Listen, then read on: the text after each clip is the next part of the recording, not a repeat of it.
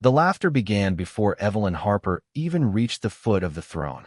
"Hello, everyone, and welcome to They Gave the Alpha King a Veiled Omega as a Joke." At midnight, her veil finally fell. If stories about courage, dignity, and unexpected destiny speak to you, subscribe and tap the notification bell. It truly helps our channel grow. Now, come with Evelyn into the Moon Tribute Hall, where nearly 200 wolves had gathered to watch her humiliation. Silver chandeliers burned above polished stone, musicians waited beneath the gallery, and banners of the Silver Ridge Pack hung beside the blackened silver standard of Alpha King Adrian Blackwood. Evelyn felt every stare as Beta Nolan Pierce escorted her across the floor. At 22, she had learned how cruelty changed when people had an audience. Alone, they whispered. In crowds, they laughed. Tonight, they did both. Her chestnut hair fell over the shoulders of a simple gray gown, while a silver-gray veil covered the lower half of her face, fastened near her temple by an old crescent moon brooch. She kept her pale hands folded and her blue-gray eyes forward. Whatever they wanted from her, she would not give them the pleasure of watching her shrink. At the throne, Adrian Blackwood sat motionless beneath the carved wolves of the royal crest. 31, broad-shouldered and dressed almost entirely in black, he looked less like a guest than a storm someone had invited indoors. Dark hair framed a hard, controlled face, and a thin scar crossed his right eyebrow. Evelyn had heard enough stories about the Alpha King to fear him. She had not expected his silence to feel safer than the laughter behind her. "Your Majesty," Alpha Grant Caldwell announced, stepping forward with an elaborate bow. His daughter Marissa stood beside him, golden-haired and radiant in blue silk. "Silver Ridge wished to offer you something memorable tonight." Marissa's smile sharpened. Something no other pack would dare present. A few nobles chuckled. Evelyn's stomach tightened. Nolan stopped her directly before the throne. He would not meet her eyes. That hurt more than she expected. He knew. Whatever had been planned, he knew, and he had walked her here anyway. "A Veiled Omega," someone called. "Perhaps the mystery is the gift." More laughter followed. Evelyn fixed her gaze on the dark stone beneath Adrian's boots. Her mother's crescent brooch felt suddenly heavy against her temple. She would endure this. She had endured worse things than laughter. "Go on," Marissa said brightly. "Surely His Majesty wants to see what Silver Ridge has hidden beneath there." The room changed. Evelyn sensed it before she dared look up. Adrian had not moved, yet something in his expression had gone still in a dangerous way. His silver-gray eyes traveled from Marissa to Grant, then to Nolan, and finally settled on Evelyn. Not on her veil, on her eyes. "Is this your idea of a tribute?" he asked. Grant laughed uncertainly. "Only a little entertainment, Your Majesty." Adrian's jaw tightened. Marissa stepped closer, apparently mistaking his quiet for permission. "Then let us finish the joke." She lifted one hand toward Evelyn's veil. Evelyn recoiled before she could stop herself. The movement was small, but Adrian saw it. "Don't." One word silenced the hall. Marissa froze. Adrian rose from the throne, and the nobles nearest him instinctively lowered their heads. He descended the steps until only a few feet separated him from Evelyn. She could hear her own heartbeat. He could have ordered her veil removed. No one here would have challenged him. Instead, his voice lowered. "Do you want it removed?" Evelyn stared at him, startled by the question itself. No one had asked what she wanted tonight. Her fingers curled around the edge of her sleeve. "No, Your Majesty." Adrian held her gaze for another breath, then turned toward the watching court. "Then it stays." No one laughed now. Evelyn should have felt relieved. Instead, as Adrian looked back at her with an unreadable intensity, she realized the evening had just become far more dangerous than a cruel joke. Because for the first time that night, the Alpha King seemed interested not in what her veil concealed, but in why everyone else was so determined to tear it away. The silence Adrian left behind was worse than laughter. Evelyn could feel it following her as miles. Bennett, the king's beta, appeared at Adrian's side and quietly instructed Nolan to step away. Nolan obeyed at once. Before turning, he glanced at Evelyn, guilt flickering across his face, but she gave him nothing in return. Regret was easy after obedience had already done its damage. "Miss Harper will remain under royal protection for the rest of the Moon Tribute," Adrian said. Grant Caldwell's practiced smile faltered. "Your Majesty, surely that isn't necessary. She belongs to Silver Ridge." Evelyn felt those words like a hand closing around her wrist. Adrian looked at Grant. She belongs to herself. The answer carried no anger, which somehow made it more final. Marissa opened her mouth, but her father caught her arm. Around them, conversations cautiously resumed as Adrian instructed Miles to arrange a private room in the royal wing. Evelyn listened with growing unease. Protection sounded beautiful when spoken by powerful men. She had learned that it could also become another name for possession. Your Majesty. Her voice was soft, yet Adrian heard it immediately. May I speak with you before anyone decides where I'm going? Miles paused. Grant looked offended. Marissa looked amused. Adrian merely nodded toward a quieter alcove beyond the columns. Evelyn followed him there, aware of every curious gaze tracking them. Once the music had begun again, Adrian stopped beside a tall window overlooking the moonlit courtyard. You think I'm taking you prisoner? It was not a question. Evelyn swallowed. I think powerful people rarely call it that. Something shifted in his expression, not offense, but recognition. Fair. She had not expected that. Silver Ridge brought me here without telling me why, she continued. Then they put me in front of you and waited for everyone to laugh. I won't leave one master simply because another speaks more gently. His eyes narrowed slightly, though not in anger. I have no interest in being your master. Then what happens to me? Tonight, you stay somewhere Grant Caldwell cannot reach you without my permission. At dawn, when the ceremony is finished, you may leave. Evelyn searched his face. Leave for where? Wherever you choose. A bitter breath escaped her. Choice was a word people with homes used easily. Adrian seemed to hear what she had not said. If you need money, transportation, or safe passage beyond Silver Ridge territory, Miles will arrange it. No oath. No debt. She looked toward the ballroom. Grant was speaking urgently to Nolan now, while Marissa watched Evelyn from across the hall with a smile that promised this humiliation was not finished. Why? Evelyn asked. Adrian's attention returned to her. Why what? Why help me? For the first time, his composure showed a crack. Not tenderness. Something older and colder. Because an alpha who cannot protect the least powerful person under his authority has no business calling himself an alpha. Evelyn lowered her eyes, unexpectedly shaken. She wanted to believe him. That frightened her more than mistrust did. Clara Whitmore arrived moments later, a composed woman with silver threaded through her brown hair. She did not reach for Evelyn or inspect the veil. She simply said, Miss Harper, I oversee the royal guest rooms. Would you prefer somewhere near the courtyard or somewhere quieter? Another choice. 2 in less than 5 minutes. Evelyn almost laughed at how strange it felt. Quieter, please. As Clara led her away, Evelyn glanced back once. Adrian had already returned to Miles, but he was not watching the nobles surrounding him. He was watching her. Later, inside a small chamber warmed by a fire, Evelyn finally loosened her clenched hands. On the table sat fresh water, supper, and nothing resembling a command. She touched the crescent brooch securing her veil. Then a muffled cry sounded beyond her door. Not fear exactly. Pain. Evelyn went still. She knew that sound, not with her ears, but with the quiet instinct she had spent years pretending did not exist. Someone nearby was losing control of their wolf.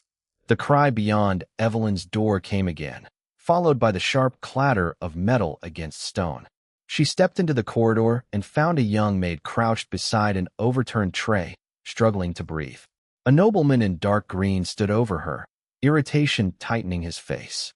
I asked for wine, not a performance. The girl's pupils were widening. Her fingertips had begun to change, nails sharpening as panic pulled her wolf toward the surface. Evelyn knew that look. Please move away from her. The nobleman turned. Recognition brought a thin smile. The veiled gift. Evelyn ignored the insult and approached slowly. Your dominance is frightening her wolf. Then she should learn control. He pressed harder. The maid folded inward with a frightened whimper. Evelyn's knees weakened under the same force, but she kept moving. Enough. And who exactly are you to tell me that? Nobody, according to Silver Ridge. The answer rose automatically in Evelyn's mind. For once, she refused to speak it. Someone asking you not to hurt her. His expression sharpened, but Evelyn was already kneeling. She held out her hand without making contact. Look at me. The maid shook her head. I can't. You don't have to be brave. Just choose one thing you can control. Evelyn waited. Take my hand if you want to. Several painful seconds passed before trembling fingers settled into hers. The girl's distress rushed against Evelyn's senses, heat, confusion, and animal terror searching for somewhere to strike. A dull ache immediately formed behind Evelyn's left eye. She breathed through it. Stay with my voice. In slowly. Now out. The maid followed once. Then again. Her emerging claws shortened. The tension in her shoulders began to release. Evelyn's headache sharpened with every breath she helped steady, but she did not let go until the girl did first. What is going on? Adrian's voice cut through the corridor. The nobleman straightened. Miles stood beside the king, his attention moving quickly over the broken glass and frightened servant. Your Majesty, I was correcting an incompetent, Lord Mercer. Adrian did not raise his voice. Leave. But now. Mercer disappeared down the passage. Clara arrived moments later and helped the maid to her feet. Before leaving, the girl looked at Evelyn. Thank you. Evelyn managed a small nod, pressing 2 fingers discreetly against her temple. Adrian noticed. Of course he did. What did you do? He asked after Clara had gone. Evelyn stiffened. I calmed her. And hurt yourself. It's only a headache. That wasn't there before you touched her. His certainty unsettled her more than accusation would have. Evelyn looked toward the dark window. Sometimes I feel what another wolf is carrying. Not thoughts. Not memories. Just distress. If they allow me close enough, I can help them find something quieter underneath it. Who taught you? No one. Adrian glanced at the hand she had offered the maid. Can anyone force you to do it? Evelyn looked back at him. No good. Why? Because someone will eventually decide your kindness is a resource they're entitled to. The words struck with uncomfortable precision. Evelyn had spent years being valued only when she was useful and dismissed whenever she was not. You barely know me. I know what I just watched. Adrian stepped closer, then stopped before entering her personal space. Helping someone should remain a choice. Evelyn almost answered, but something changed in him. His breathing caught. One hand closed around the stone windowsill so abruptly that his knuckles blanched. A hairline fracture appeared beneath his fingers. Miles moved instantly. Adrian. The use of his name told Evelyn more than the alarm in his voice. Adrian released the ledge. I'm fine. He was not. Evelyn felt it before she fully understood it. A violent pulse beneath his control, deeper and heavier than the maid's fear. Her headache vanished beneath the force of it. For one fleeting instant, something feral flashed through Adrian's silver-gray eyes. Then the king locked it away. Get some rest, Evelyn, he said, already turning. She watched him leave with Miles, remembering his warning about people treating kindness like something they owned. Yet beneath that thought came another, far more unsettling. The most powerful wolf she had ever encountered was suffering badly enough for her to feel it without touching him, and he seemed determined to make certain no one knew. Adrian had almost reached the end of the corridor when the pain Evelyn sensed inside him surged hard enough to stop her breath. His stride faltered. Miles caught his arm, but Adrian immediately pulled. Free. Not here. He disappeared through an archway leading toward the rear gardens. Evelyn remained beside her door. She had no right to follow him. More importantly, she had just been warned, by Adrian himself, that kindness could become something others believed they owned. She turned toward her room. Then a low, tortured growl carried through the open arch. Not anger. Pain. Evelyn closed her eyes for 1 second before making her choice. She followed. Moonlight washed the garden paths in silver. Near the yew hedge, Dr. Samuel Reed hurried toward Miles with a leather case. How bad? Samuel asked. Worse than last month. We may need restraints. Another growl rolled through the darkness, followed by stone cracking. Evelyn moved toward the sound. Miss Harper. Miles blocked her path. You cannot go near him. I'm not asking you to send me. She stepped around him. Adrian stood beside a dry fountain, one hand buried against its fractured rim. His body shook with the effort of remaining human. Silver burned unnaturally through his eyes. When he saw Evelyn, fear crossed his face before fury could hide it. Leave. She stopped. Is that what you want? It's what keeps you alive. His fingers dug deeper into the stone. Go. Samuel came up behind her. He's right. His wolf can overwhelm even trained guards. Evelyn should have obeyed. Instead, she felt beneath the violent pressure and found what she had sensed in the hallway. not a beast hunting for blood, but a wolf exhausted from being fought every second of its existence. "I won't come closer unless you allow it," she said. Adrian stared at her. Another tremor seized him. "You don't understand what this could cost you. Then let me decide whether I pay it." Silence stretched between them. At last, Adrian forced his clenched hand open. One step. Evelyn moved forward. "Stop." She did. Even from several feet away, his suffering pressed into her skull. Her earlier headache returned, sharper now. "May I touch you?" Adrian's jaw flexed. Then he nodded. Evelyn crossed the remaining distance and placed 2 fingers against his wrist. Pain exploded through her. Her vision blurred. She nearly jerked away, but beneath the chaos she found a rhythm, ragged, furious, frightened. "Adrian." His gaze snapped to hers. "Don't fight your wolf for one breath. You're shaking." One breath. He inhaled. Evelyn drew the agony towards something quieter, not taking it from him, only helping him find a path through it. The pressure behind her eyes became a stabbing pulse. Adrian exhaled. His wolf recoiled, then settled slightly. "Again," she whispered. On the 3rd breath, her knees weakened. Adrian saw it. "Enough. I can keep going." "No," he pulled his wrist away. The connection broke so abruptly that Evelyn swayed. Adrian caught her forearms before she fell. His breathing was still uneven. Silver remained around his pupils. He was not healed, but he had stopped her while he was still hurting. "I said enough." Evelyn stared at him. "You needed more time." "Not at that price." For a moment, neither moved. Then Adrian released her carefully. Samuel approached, disbelief replacing caution. The episode is receding. He checked Adrian's pulse. It normally escalates for nearly an hour. Miles looked from the king to Evelyn. "What did she do?" "She gave me a choice," Adrian said. His eyes remained on hers. "And I almost let it cost her too much." Evelyn pressed her fingertips to her aching temple. Something irreversible had happened in that garden. Adrian now knew she could reach the part of him no physician had touched, and Evelyn knew something more important. Even while fighting his own wolf, he had chosen her safety over his relief. Then Samuel spoke quietly. "If anyone at court learns she can do this, they won't see a woman who helped their king." His gaze settled on Evelyn. "They'll see something the crown cannot afford to lose." Samuel's warning followed Evelyn back into the palace. Something the crown cannot afford to lose. She had spent years being treated as though she possessed too little value. The possibility of becoming valuable for the wrong reason frightened her more.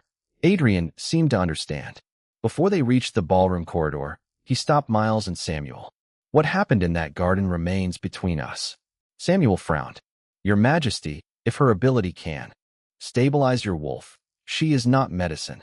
Adrian's tone left no room for argument. "You will continue treating me exactly as you did before tonight." Evelyn looked at him. Minutes earlier, he had been suffering badly enough to fracture stone, yet he was refusing to turn her into the easiest answer. "And if it happens again?" Samuel asked. Adrian's gaze remained on Evelyn. "Then whether she helps is her decision." No one had ever protected her right to say no before she had even been asked. That realization stayed with her when she returned to the Moon Tribute. The atmosphere had changed. Conversation stopped as she passed.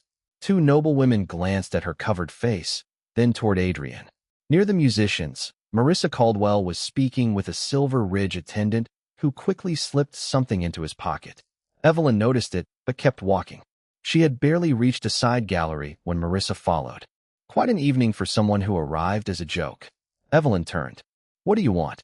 "To understand why the Alpha King disappeared into the garden and returned with you nearby." So the secret was already leaking. "Ask him." Marissa's smile tightened. "People are saying you did something to him. People say whatever makes cruelty sound respectable.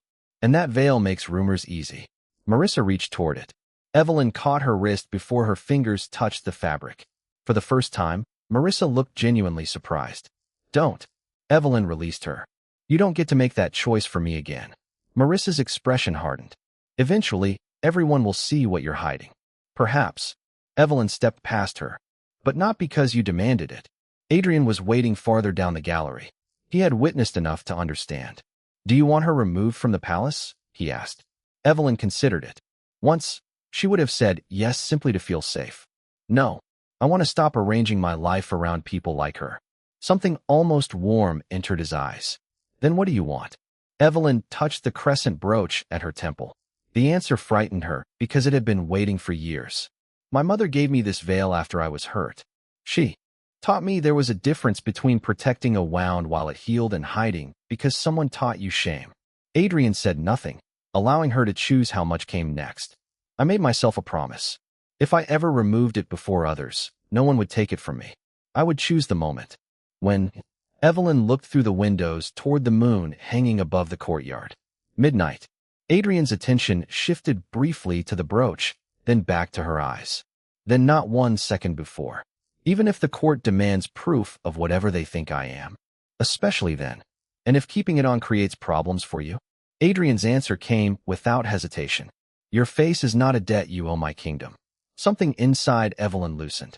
She could leave before midnight. Adrian had already promised a carriage, money, safe passage, freedom from Silver Ridge. No one would call it cowardice except the voice she had carried inside herself for too long. Then she remembered Marissa reaching for the veil. Evelyn made her choice. I'm staying until midnight. Adrian searched her face as though making certain the decision belonged entirely to her. All right. A bell sounded somewhere above them. 11 o'clock. Neither spoke for several seconds. Then Miles appeared at the far end of the gallery, moving faster than Evelyn had yet seen him move. He carried a folded sheet in one hand. Your Majesty. Adrian took it. His expression hardened as he read. What happened? Evelyn asked. Miles answered instead. Someone is telling the court that Miss Harper used forbidden influence on the king. Evelyn felt the old instinct to disappear rise inside her. This time, she let it pass. Adrian folded the paper. Your carriage can be ready within minutes. Evelyn looked toward the ballroom, where whispers were already gathering behind the closed doors. Then she touched her mother's crescent moon and shook her head. No, I chose midnight. For the first time in her life, staying was not something being done to her. It was something she had decided for herself. By 11:15, the accusation had crossed the palace faster than any official announcement could have. When Evelyn entered the ballroom beside Adrian, conversations softened into watchful silence. The laughter from earlier was gone. Suspicion had replaced it. Grant Caldwell stood near the hearth with Marissa, while Nolan Pierce remained several steps behind them. His face told Evelyn he already knew something had gone wrong. Miles moved to the center of the room. Before anyone repeats another accusation against Miss Harper, there is something this court should see. He opened the folded paper he had carried into the gallery. A Silver Ridge attendant admitted he was paid 20 silver pieces to tell 3 visiting households that Miss Harper used forbidden influence on His Majesty. Marissa gave a short laugh. An attendant can say anything when frightened. He can. Miles produced a small leather purse. He also returned this. The coins bear Silver Ridge's treasury mark. Grant turned sharply toward his daughter. Marissa, I paid him to ask questions. You paid him to spread a charge of forbidden magic, Adrian said. His calm made the room feel colder. Marissa lifted her chin. Because no one else was willing to question what happened. She arrives hidden behind a veil, disappears near the king, and suddenly he treats her as though she matters more than every noblewoman here. Evelyn heard the wound beneath the contempt now. It did not excuse Marissa. It simply made her cruelty less mysterious. This began before the garden, Evelyn said. Before you had anything to accuse me of. Marissa said nothing. Miles turned toward Nolan. Beta Pierce, when were you told Miss Harper would be presented tonight? Nolan's face tightened. Grant intervened. My Beta answers to me.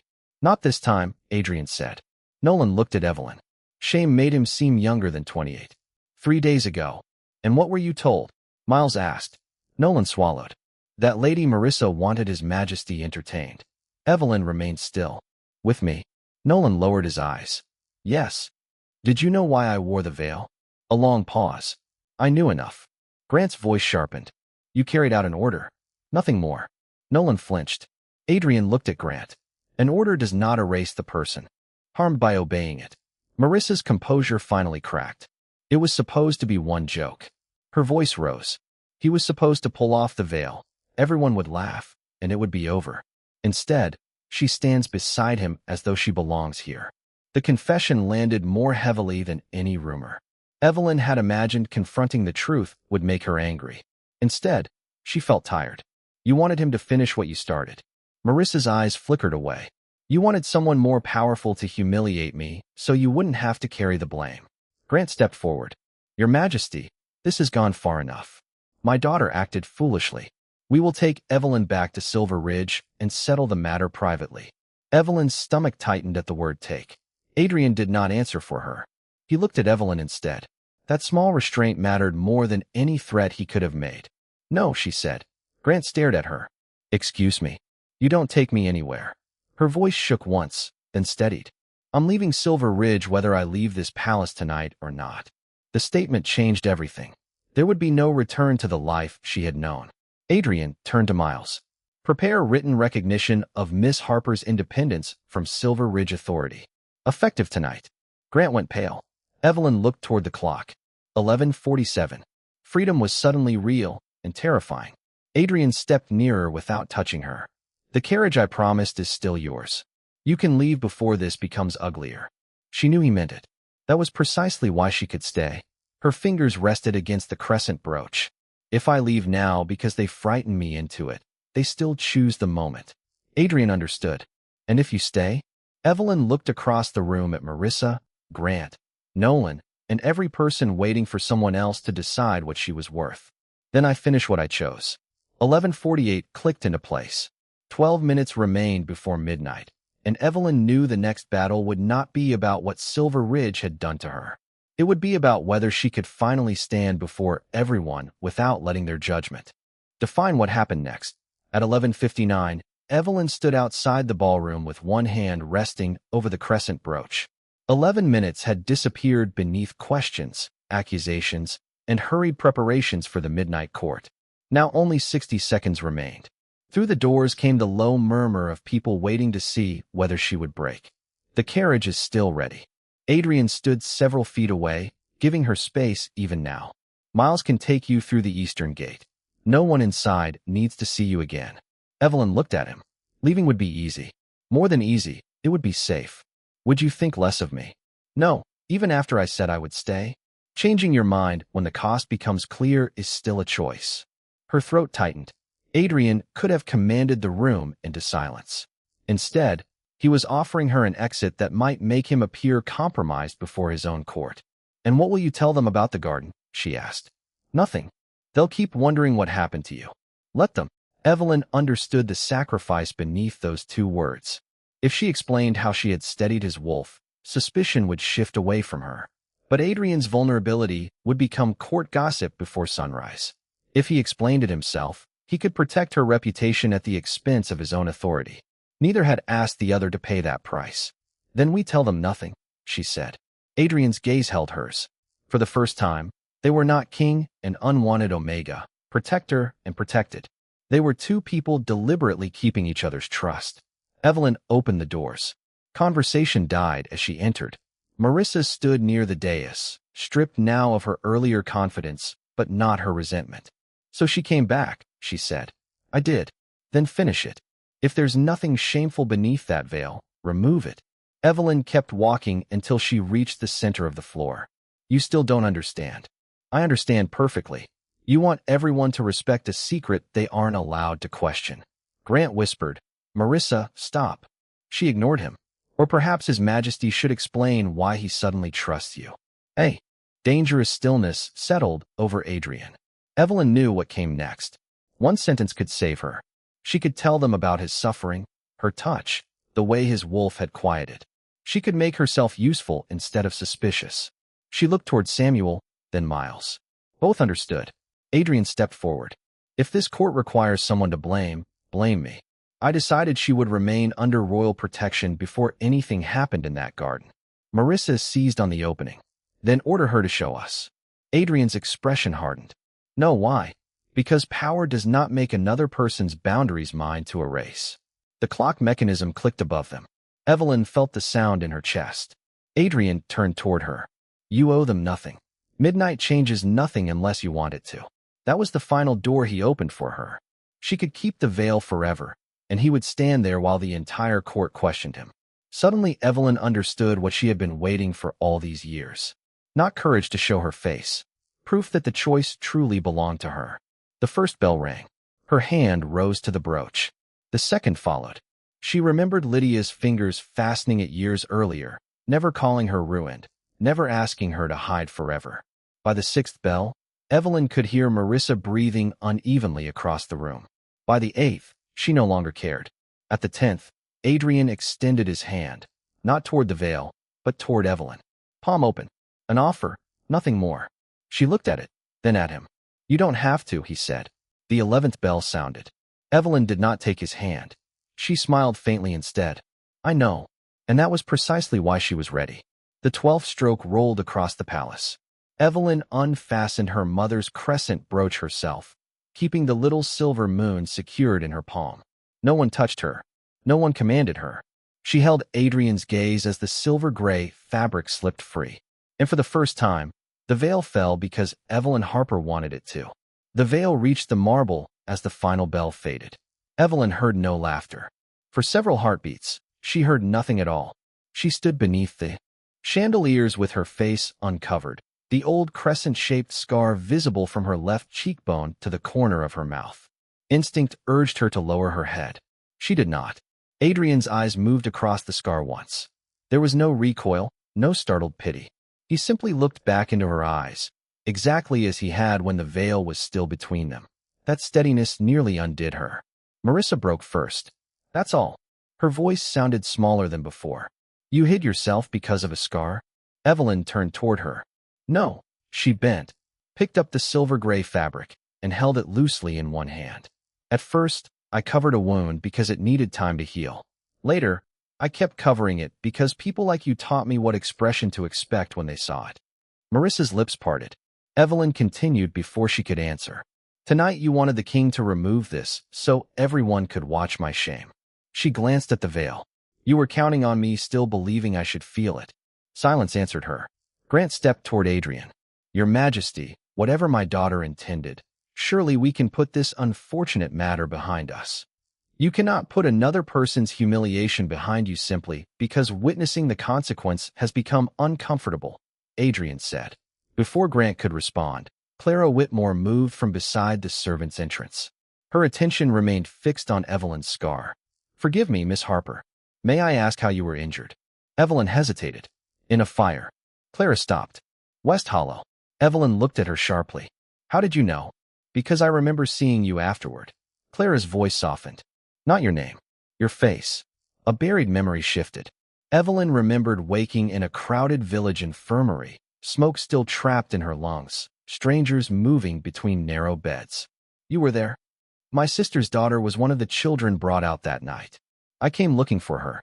Clara's eyes glistened. I saw another girl on a cot with burns along her cheek. Someone said she had gone back into the house after hearing a child upstairs. Evelyn's fingers closed around the veil. I found her near the window. Clara nodded. Her name is Hannah.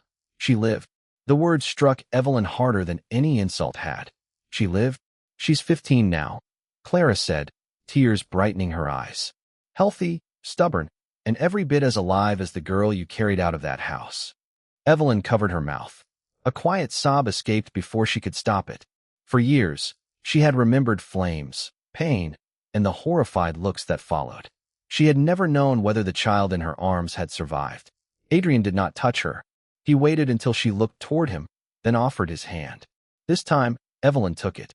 Warmth moved through their joined palms.